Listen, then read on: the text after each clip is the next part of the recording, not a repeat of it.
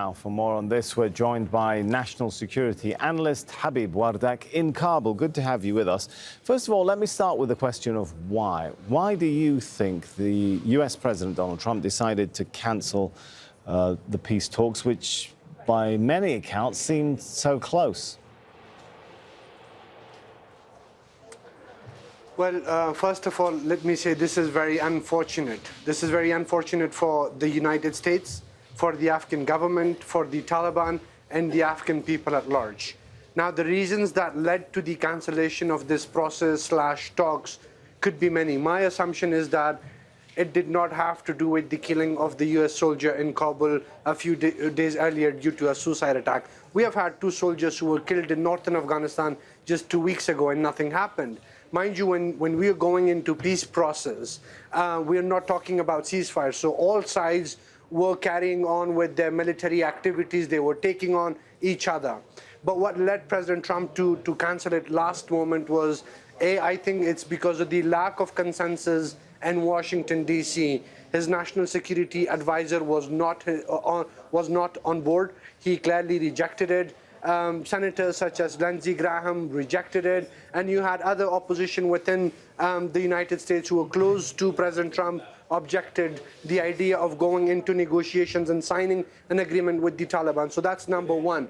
Number two was that the Taliban were asked to go and meet President Trump in the United States to sign the peace deal, and I think the Taliban stand was a little different. They were like, we will sign the agreement first in a neutral venue, and then we will not mind traveling to the United States. Whereas for President Trump, he wanted to personally sort of sign that agreement and help his ratings, because they are very short of the 2020 elections as well, basically obliging by what he had promised to the United States.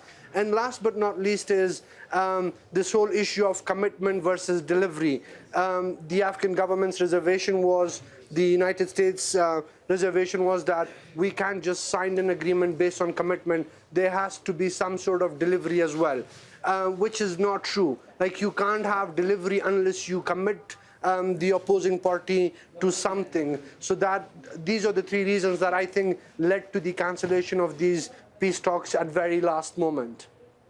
If it's partly due to some conflicting positions domestically within the US, what options does that leave the US with? Do you think a unilateral withdrawal is on the table?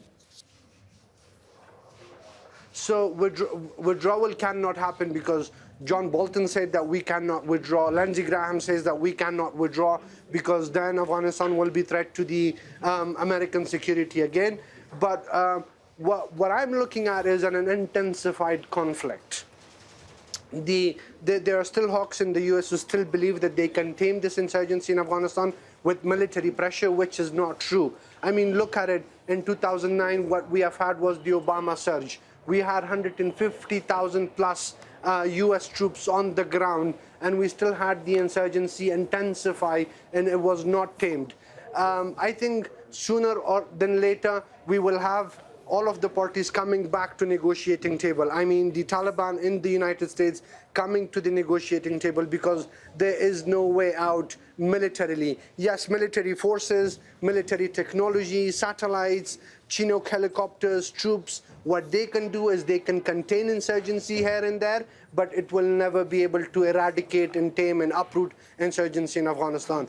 The sooner they come back to negotiating table, I think it'll be for the interest of the Taliban, it'll be for the interest of the United States, for the Afghan government, the Afghan people, the regional security. And the more we postpone it, the more we are going to have intensified insurgency, we're going to have civilian casualties, and Afghans will pay the price for a major part of it.